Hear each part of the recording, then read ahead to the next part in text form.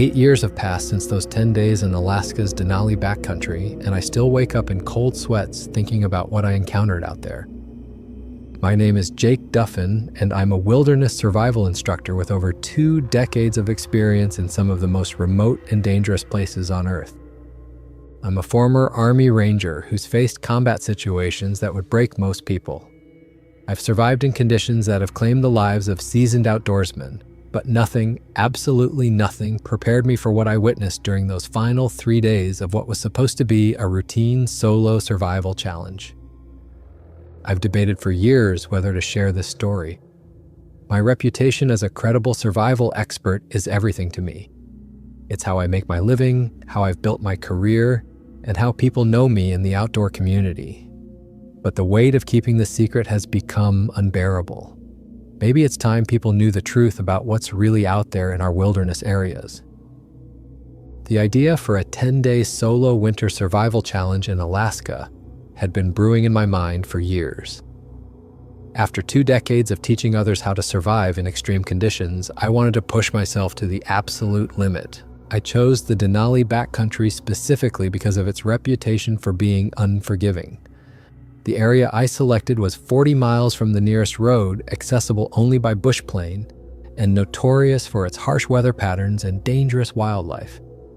I'd spent months planning every detail. The challenge was simple in concept but brutal in execution. Survive for 10 days in February using only basic gear and whatever I could hunt, trap, or forage. The temperature forecast called for sustained periods below minus 20 degrees Fahrenheit, with potential drops to minus 40 degrees Fahrenheit during the nights. Perfect conditions to test every survival skill I'd accumulated over my lifetime. My gear was minimal by design: a military-grade winter sleeping bag, a small canvas tarp, basic hunting and fishing equipment, emergency signaling devices, and enough food for 3 days. Just enough to get established before I'd need to live entirely off the land. I brought my grandfather's .36 rifle, a weapon I'd used since I was 12 years old and could shoot with precision even in the worst conditions. The drop-off went perfectly. Tom Patterson, a local bush pilot I'd worked with before, flew me deep into the wilderness on a crystal-clear February morning. The landscape below was breathtaking, endless expanses of snow-covered forest broken only by frozen lakes and the occasional rocky outcrop. As we circled my intended landing zone, a small clearing surrounded by dense spruce forest, Tom gave me his usual pre-drop briefing. "Weather looks stable for the next week," he said through the headset. "But you know how quickly things can change up here. I'll be back in 10 days at 1400 hours. If you're not at the extraction point, I'll circle for 30 minutes, then come back every day until I find you."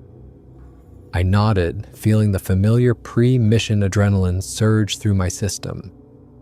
This was what I lived for: the challenge, the isolation, the test of skills against nature's worst. The initial days unfolded exactly as I'd planned. My military training and decades of wilderness experience served me well in establishing a sustainable routine. I selected a campsite in a natural depression surrounded by spruce trees, which provided both windbreak and concealment. The shelter I constructed using my tarp and deadfall was solid enough to withstand the constant Arctic winds. Water wasn't an issue. I located a small stream about 200 yards from camp that remained unfrozen due to its swift current.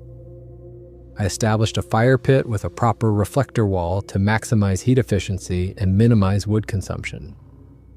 My first priority was always fire, both for warmth and as a psychological anchor in the vast wilderness. Food procurement went better than expected. I'd brought along several snares and quickly identified game trails where snowshoe hares and ptarmigan traveled regularly. Within 48 hours, I had 3 snares producing consistently. The hunting was more challenging due to the deep snow, but I managed to take down a few ptarmigan with careful stalking and precise shooting. The nights were brutal. Even with my military-grade sleeping bag and a constantly maintained fire, the cold was relentless. Temperatures dropped to minus 35 degrees Fahrenheit on the 3rd night, and I had to wake up every 2 hours to feed the fire. But this was exactly what I'd come here for: to push myself beyond comfort zones and prove that proper preparation and technique could overcome any natural obstacle. By day 7, I'd settled into a rhythm that felt almost comfortable. I was averaging about 2,500 calories per day from my hunting and trapping, enough to maintain my energy levels. My shelter had proven weatherproof through 2 significant snowstorms. I was actually ahead of schedule and feeling confident about completing the challenge successfully. That confidence was about to be shattered in ways I never could have imagined. I've always been an early riser, but in the Alaska wilderness, dawn comes late and reluctantly in February. I was up before first light on day 8, as was my routine, stoking the fire and preparing for my morning check of the snare lines. The temperature had dropped to minus 28 degrees Fahrenheit overnight, and the forest was locked in that absolute stillness that only extreme cold can create. I'd developed a specific route for checking my snares, a circuit that took me about 2 miles through the forest and back to camp. It was methodical, efficient, and allowed me to observe the wildlife patterns in the area. I'd been following the same route for 7 days, and every tree, every rock, every depression in the snow had become familiar. That's why I noticed the tracks immediately. They were in the snow about 50 yards from my 3rd snare, crossing the game trail I'd been following. At first glance, they looked almost human, a clear heel strike and toe push-off pattern that was unmistakably bipedal. But the size was impossible. Each print was at least 18 inches long and 8 inches wide, far larger than any human foot could produce. My first thought was that I was looking at bear tracks, but that didn't make sense either. Bears were in hibernation, and even if one had been active, the track pattern was all wrong. Bears don't walk in a straight line with a consistent stride length. These prints showed a deliberate, purposeful gait with a stride length of nearly 4 feet. I knelt down to examine the tracks more closely, my breath creating small clouds in the frigid air.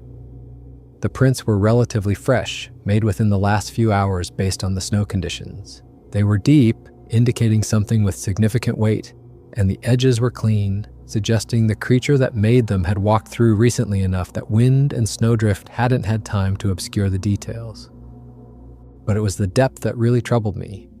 Based on the snow conditions and the depth of the impressions, whatever made these tracks had to weigh at least 600 pounds. I'm 220 pounds, and my boots barely made half-inch impressions in the same snow. These prints were pressed down nearly 4 inches. I followed the tracks for about a quarter mile, fighting the growing unease in my gut. The trail led directly through the densest part of the forest, moving in a straight line that seemed to completely ignore the natural obstacles that would force any normal animal to detour. Fallen logs that I would have to climb over had been stepped over effortlessly. Thick brush that would force me to find a way around had been pushed through without any deviation in course. The trail disappeared at a rocky outcrop where the snow was too thin to hold impressions. I spent 20 minutes searching the area, trying to pick up the tracks on the other side, but found nothing. Whatever had made those prints had simply vanished. I returned to camp with a growing sense of unease that I couldn't shake. My military training had taught me to trust my instincts, and every instinct I had was screaming that something was wrong. I'd spent my entire adult life in wilderness areas, and I'd never seen anything like those tracks. That afternoon, I cleaned and loaded my rifle, even though I'd been carrying it unloaded to this point. I also moved my camp supplies into a more defensible position and created multiple escape routes that I could use even in complete darkness. I told myself I was just being cautious, but deep down, I knew I was preparing for something I couldn't identify or understand. As the sun set on day 8, the temperature plummeted to minus 32 degrees Fahrenheit, and the forest took on that ethereal quality that only exists in extreme cold. Every sound seemed amplified, every shadow deeper and more threatening. I'd built up my fire larger than usual and positioned myself so I could see in multiple directions while remaining in the warmth of the flames. I was processing a rabbit I'd caught earlier, working by firelight and trying to focus on the familiar routine of field dressing and preparation. The work was methodical and calming, and I was beginning to convince myself that the strange tracks had been nothing more than an optical illusion or misidentification. That's when I heard it. The sound was unmistakable, heavy, deliberate footsteps moving through the forest. But these weren't the light, quick steps of deer or the lumbering gait of a moose. These were measured, purposeful steps that seemed to be moving in a wide circle around my campsite. Each footfall was clear and distinct, crunching through the snow with a weight that spoke of something massive. I froze, my hand still holding the rabbit, and listened intently.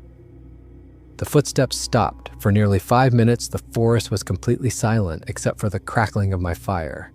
Then, slowly, the movement resumed, but now it was coming from a different direction. Whatever was out there was definitely circling my camp. I set down the rabbit and reached for my rifle, chambering around as quietly as possible. The metallic click seemed impossibly loud in the stillness. Again, the footsteps stopped immediately.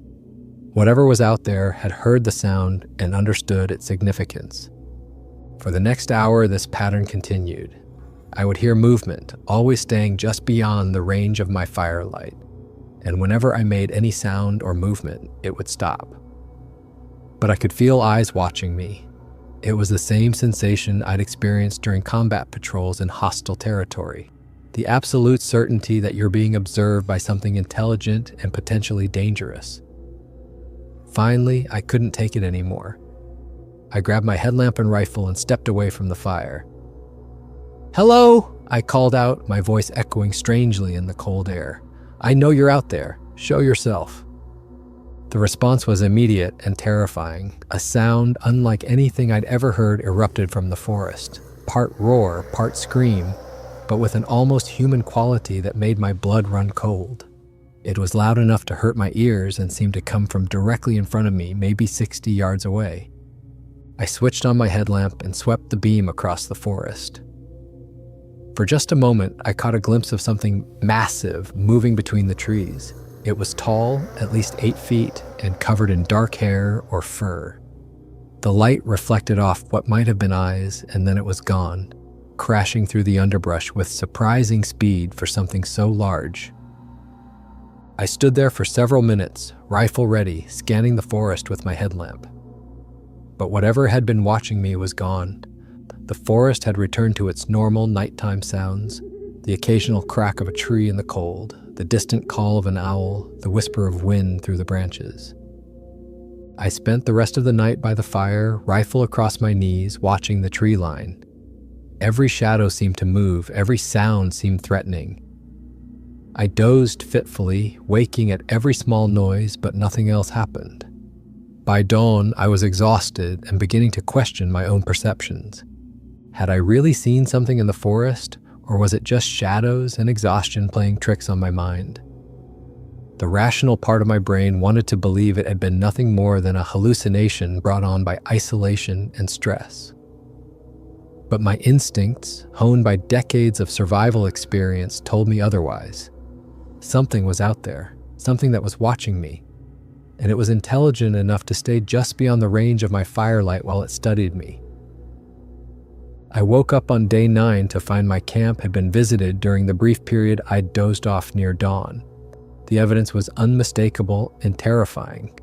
My gear, which I'd carefully arranged around my shelter, had been moved. Not destroyed or scattered randomly, but deliberately relocated. My backpack had been lifted from its position near the fire and placed on the opposite side of the campsite. My cooking pot had been picked up and set down exactly 10 feet from where I'd left it. But it was the tracks that made my blood run cold. They were everywhere, circling my camp, approaching my shelter, even coming within 5 feet of where I'd been sleeping. The same massive prints I'd found the day before, but now they told a story of something that had spent considerable time studying my camp while I slept. I followed the tracks, trying to piece together what had happened. The creature had approached from multiple directions, always staying in the shadows at the edge of my camp. It had examined my gear, my shelter, even my food supply. Some of the tracks showed where it had knelt down, as if examining things more closely. The intelligence displayed was undeniable. This wasn't random animal behavior. Most disturbing were the tracks that led directly to my shelter. They approached to within arm's length of where I'd been sleeping, then stopped. I could see where it had stood there, studying me. The prints were deeper at the heel, indicating it had remained in that position for some time. The thought that I'd been watched while sleeping sent chills down my spine that had nothing to do with the minus 25 degrees Fahrenheit temperature. I spent the morning fortifying my camp and creating better perimeter defenses. I set up a series of noisemakers using my camping gear, tin cups, and metal utensils that would clatter if disturbed. I also moved my sleeping position to a location that provided better visibility of the surrounding area. If this thing was going to stalk me, I was going to make it as difficult as possible. By afternoon, I had to admit that my situation had fundamentally changed. This was no longer a survival challenge. It was a potential life or death situation. I was being stalked by something unknown, something that was clearly intelligent and unafraid of humans. My military training kicked in, and I began treating this as a tactical situation rather than a wilderness adventure. I inventory my resources, one rifle with 30 rounds of ammunition, basic survival gear, emergency signaling devices, and a day and a half before my scheduled extraction. My options were limited. I could try to make it to the extraction point early, but that would mean a difficult 15-mile hike through dangerous terrain in extreme cold. Or I could stay and defend my position, hoping that whatever was stalking me would lose interest or that I could drive it away. The decision was made for me as the sun began to set. I heard the footsteps again, but this time they were closer and more aggressive. Whatever was out there was no longer content to simply watch from a distance. It was moving in. As darkness fell, the temperature dropped to minus 30 degrees Fahrenheit, and the forest took on a menacing quality that I'd never experienced before. Every tree seemed to hide potential threats. Every shadow could conceal something dangerous. I'd built my fire larger than ever and positioned myself with my back to a large boulder that would prevent anything from approaching from behind. The footsteps started around 8 p.m., but this time they were different. Instead of the cautious, circling pattern of the previous night, these were bold and direct. Whatever was out there was moving straight toward my camp with purpose and determination. I could hear it approaching through the dense spruce forest, breaking branches and pushing through underbrush with casual disregard for stealth. The sounds were getting closer, and I could tell from the spacing and rhythm that it was walking upright on 2 legs. No known animal in Alaska moves through the forest with that kind of confident bipedal gait. "Stop right there," I shouted, raising my rifle and chambering around. "I'm armed and I will shoot." The footsteps stopped, but I could hear heavy breathing just beyond the range of my firelight. It was deep, rhythmic, and definitely not human, but there was something almost contemplative about it, as if whatever was out there was considering its next move. Then I heard something that made my blood freeze. It was vocalization, not quite words, but definitely some form of communication. It was a series of low, guttural sounds that seemed to have structure and meaning. It was trying to communicate with me. "What do you want?" I called out, my voice cracking despite my efforts to sound strong and confident.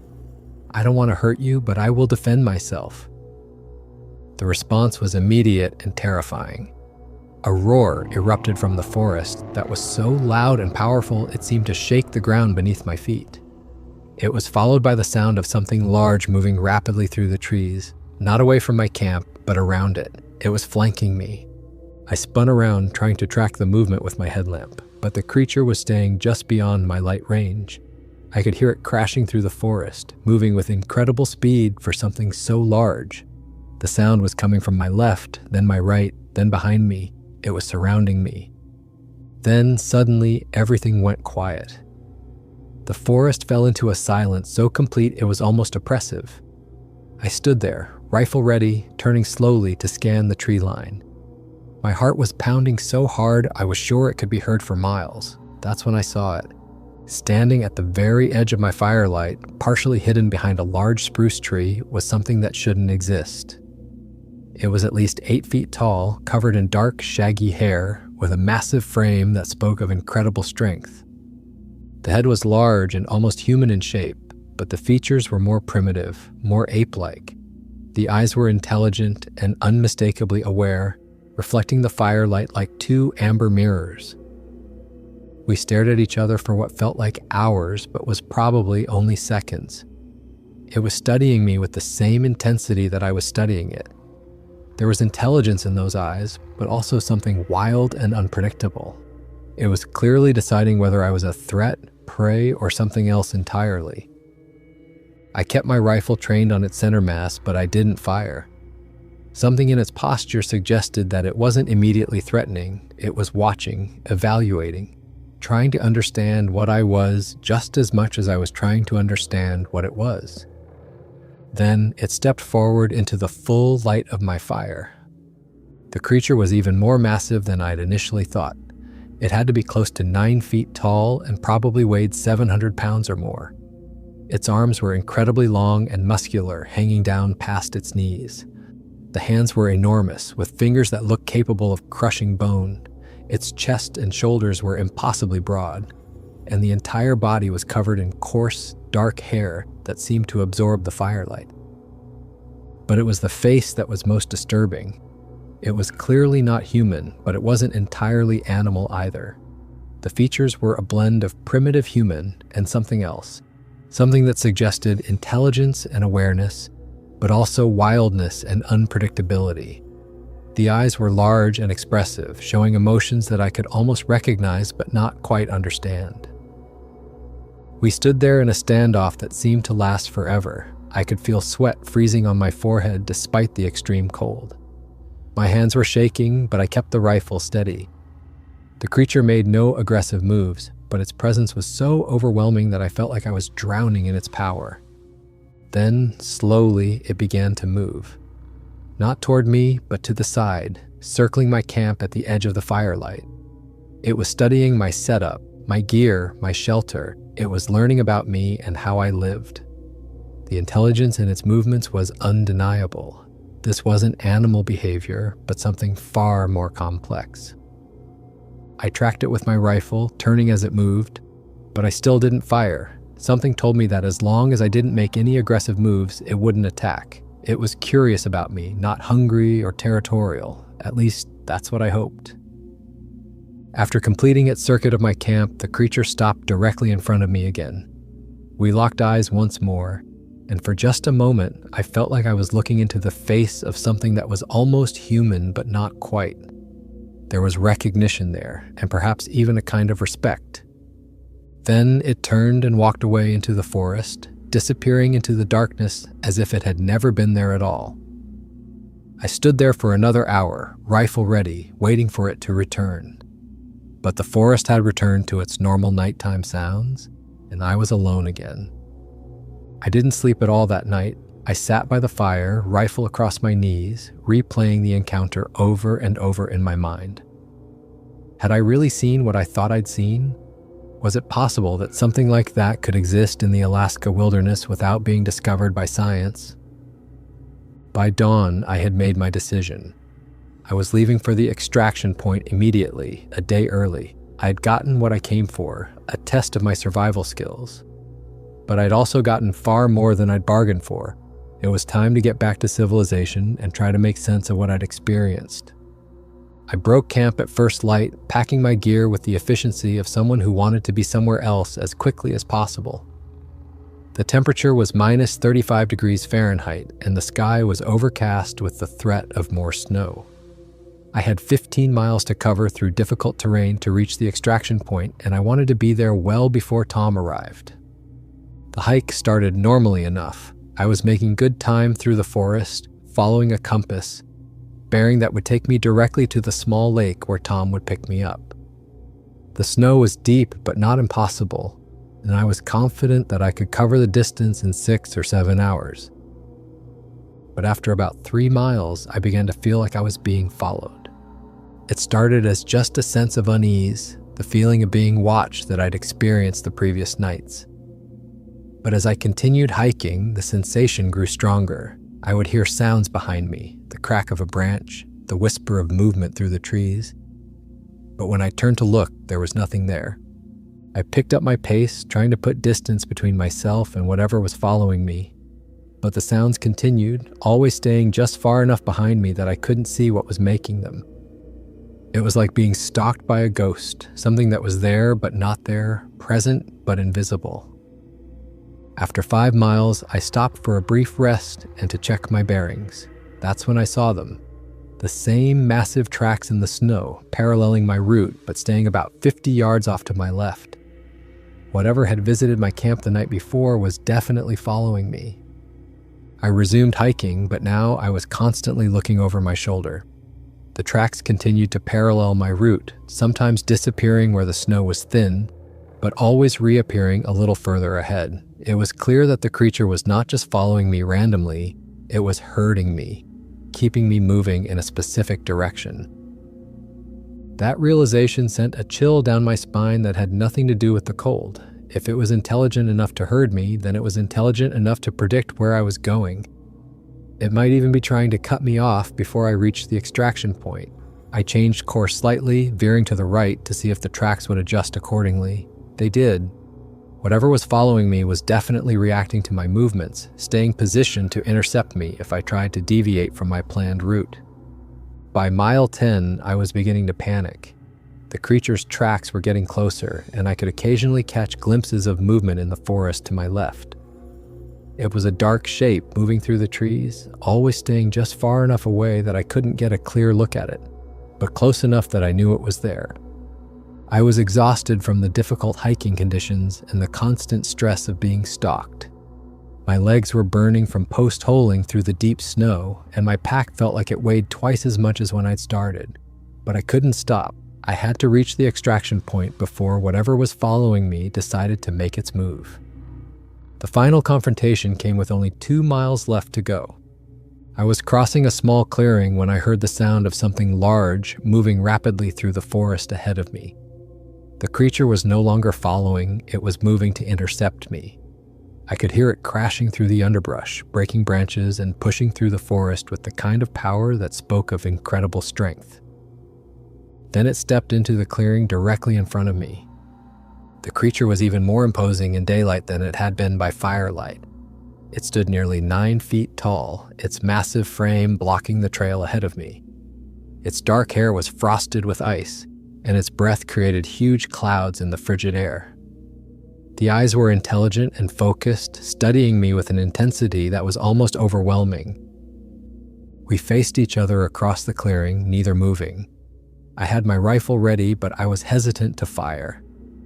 Despite its intimidating presence, the creature hadn't made any overtly aggressive moves. It was blocking my path, but it wasn't attacking. "I don't want any trouble," I said, trying to keep my voice steady. "I'm just trying to get home." The creature tilted its head slightly, and I got the impression that it was listening to my words, trying to understand their meaning. It made a soft vocalization, not the roar I'd heard the night before, but something that was almost conversational.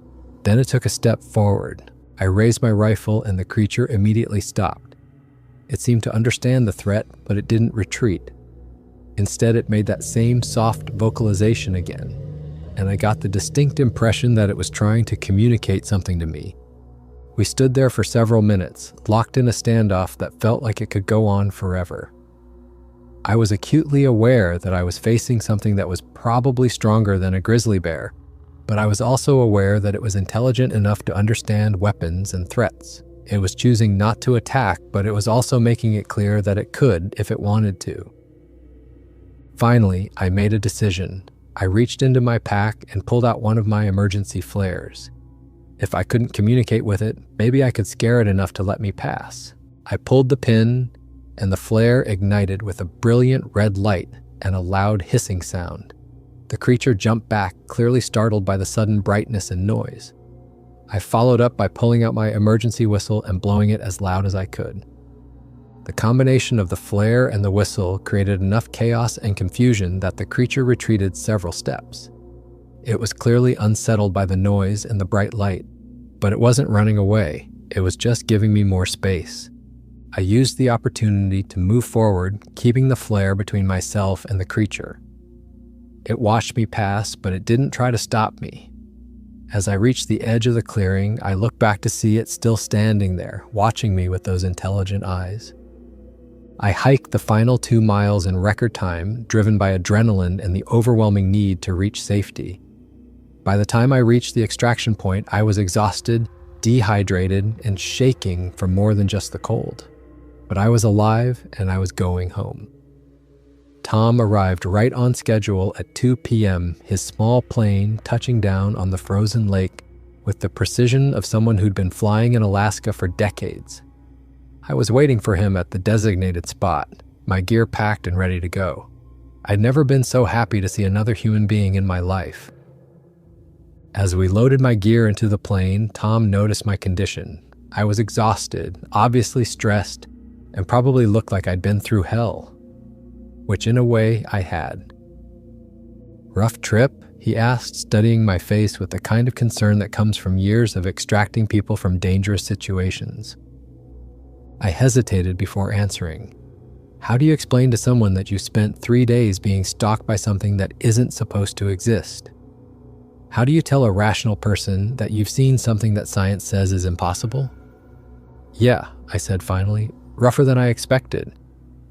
Tom nodded, but he didn't press for details. Bush pilots learn to read people, and he could obviously tell that I wasn't ready to talk about what had happened. He finished loading my gear and started the plane's engine. As we taxied across the frozen lake, I looked back at the forest where I'd spent the last 10 days. Somewhere in those trees was something that had changed my entire understanding of what was possible in the wilderness, something that was probably still watching as we took off. During the flight back to Fairbanks, Tom made casual conversation about weather conditions and flying, but I could tell he was still concerned about my condition. Finally, about halfway through the flight, he brought up something that made my blood run cold. "You know," he said, "you're not the first person I've picked up from that area who looked like they'd seen a ghost." I looked at him sharply. "What do you mean?" "I've been flying hunters and guides into that region for 15 years, he said. "Every few years, someone comes out looking like you do right now. They don't want to talk about what happened, but they all have the same look in their eyes, like they've seen something that shouldn't exist." "Have any of them ever told you what they saw?" Tom was quiet for a moment, concentrating on his flying. Finally, he said, "A few have. They all describe the same thing. Something big, something that walks on 2 legs, something that's too intelligent to be an animal. Most people think they're crazy, so they keep quiet about it." "Do you think they're crazy?" "I've been flying over that wilderness for a long time," Tom said. "I've seen things from the air that I can't explain, tracks in the snow that don't match any known animal, movements in the forest that are too purposeful to be wildlife. I think there are things in the Alaska wilderness that we don't understand, and maybe we're not supposed to understand them." The rest of the flight passed in silence, but Tom's words had confirmed what I'd already begun to suspect. I wasn't the only person who had encountered something unexplainable in that remote area. There were others, and they were all keeping quiet about it for the same reasons I was considering. Back in Fairbanks, I checked into a hotel and spent the next 3 days trying to process what had happened. I took long, hot showers to wash away the cold and the fear. I ate real food and slept in a real bed.